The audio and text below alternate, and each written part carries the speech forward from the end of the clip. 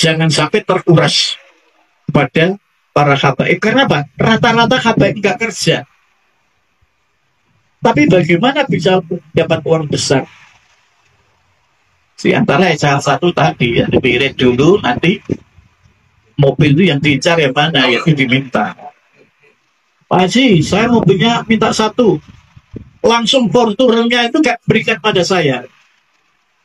Padahal itu sebenarnya, kalau kita melihat, itu ada wirid-wirid sebelum datang itu sudah diasmai, sudah pakai semacam wirid. Saya jagongan dengan Gus Abdullah Sa'ad. Abdullah Sa'ad itu wiridannya hari itu benar-benar mulai jam 12 sampai subuh. Wirid. Ini mengharapkan saya ingin uang 1 miliar. Begitu Pak Abdullah Sa'ad di kamarnya satu kamar dengan tasbih itu langsung sak tenggok itu langsung uncal gini. Sing noto ngelusi 10 di TKC sini Abdullah Sa'ad. Begitu sampai sholat subuh, ada orang memberi uang, datang mobil, kemudian bawa uang 1 miliar. Tapi yang jadi korban muhibbinya. Inilah yang kita sangat prihatin, bahwa ini adalah sifatnya adalah nasional, dimanapun begitu. Sehingga banyak para muhibbin itu yang penting iso ngai Habib senajan bojo anake ora digagas. Itu banyak semacam itu. Maka bagaimana kita menyelamatkan apa itu bangsa Indonesia dari kekerasan dan kekejaman para habaib. Kemudian saya kebetulan apa itu ngaji di Magelang. Kebetulan yang baca sholawatnya itu adalah Habib. Nah itu, Yai, saya itu kemarin tepatnya haji siapa itu? Haji siapa? Saya lupa namanya. Mobilnya banyak sekali. Pak Haji, saya mobilnya minta satu. Langsung Fortunernya itu gak berikan pada saya. Padahal itu sebenarnya, kalau kita melihat, itu ada wirid-wirid sebelum datang itu sudah diasmai, sudah pakai semacam wirid. Saya jagongan dengan Gus Abdullah Sa'ad. Abdullah Sa'ad itu wiridannya hari itu benar-benar mulai jam 12 sampai subuh. Wirid. Ini mengharapkan saya ingin uang 1 miliar.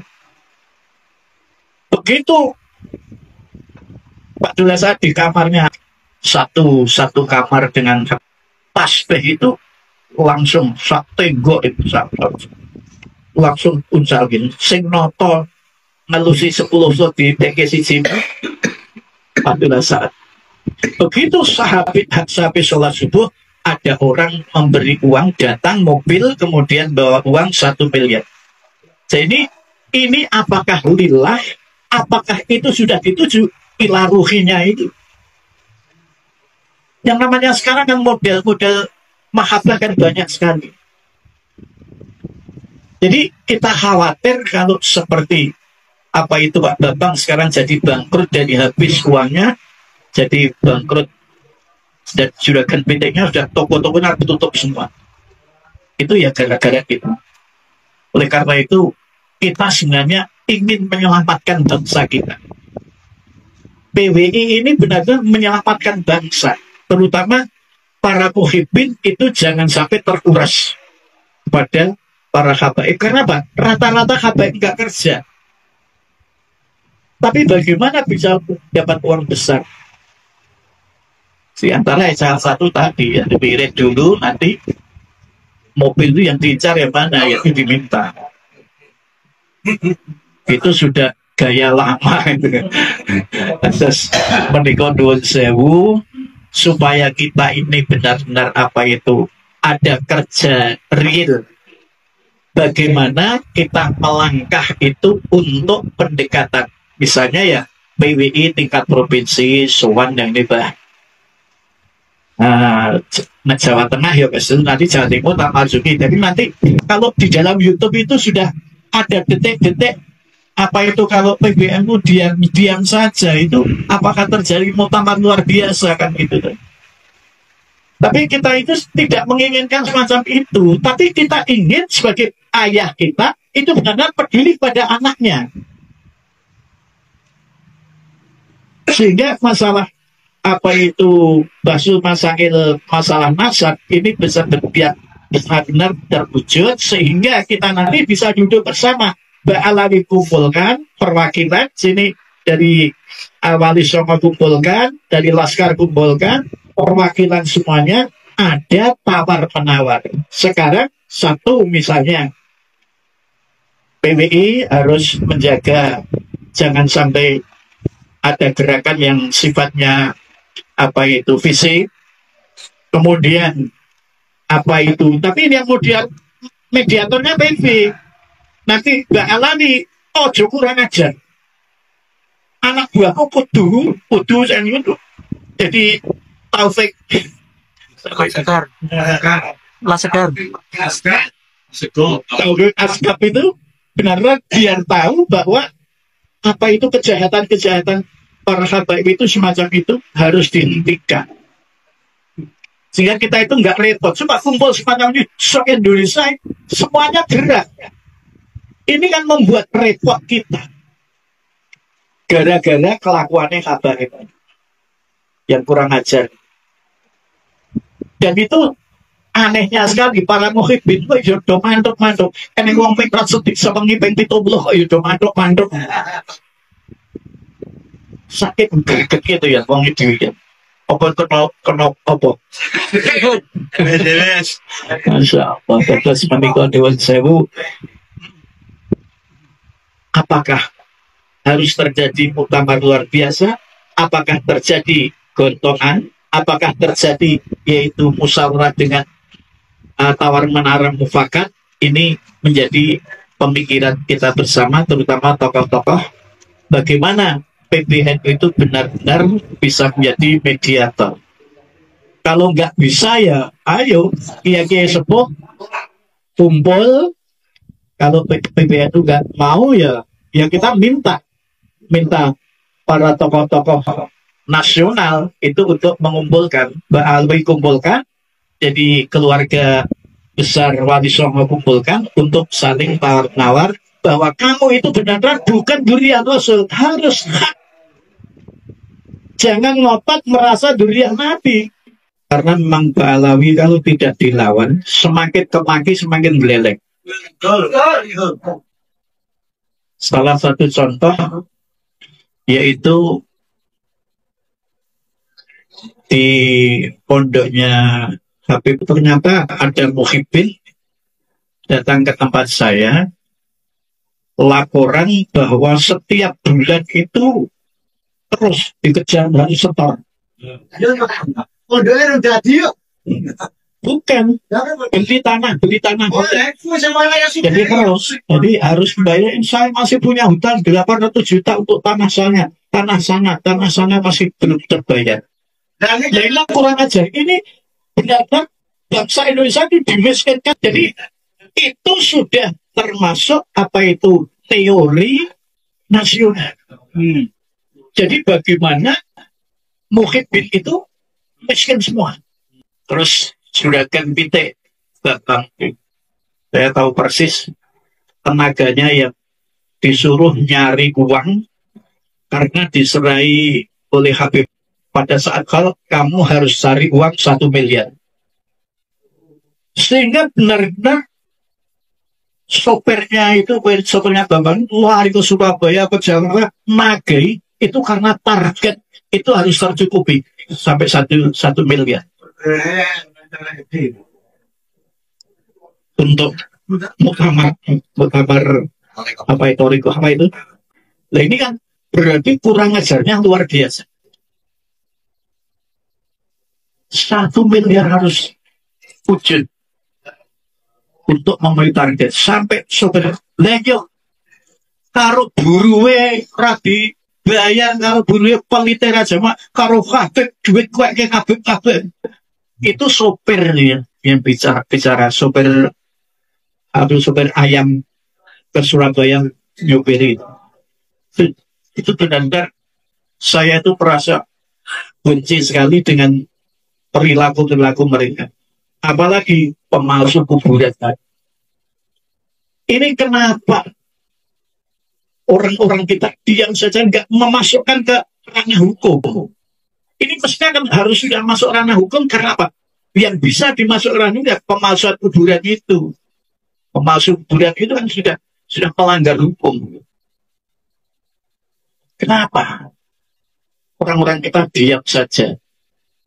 Apakah tidak bisa dimasukkan ke ranah hukum? Apakah takut?